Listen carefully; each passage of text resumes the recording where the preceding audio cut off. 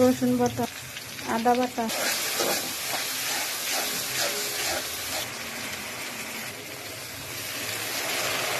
পানি দিয়ে কষিয়ে নেব। লবণ দিয়েছি, হলুদ, জিরা, ধনিয়ার গুঁড়া, মরিচের গুঁড়া সব কিছু এখন কষিয়ে নেব। কষানো হয়ে গেছে, দিয়ে দেব সবজি।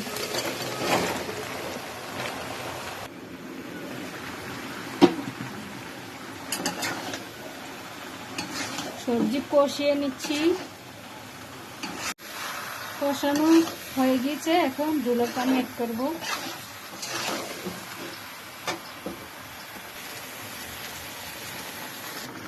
দিয়ে দেবো আস্ত কাঁচামরিচ।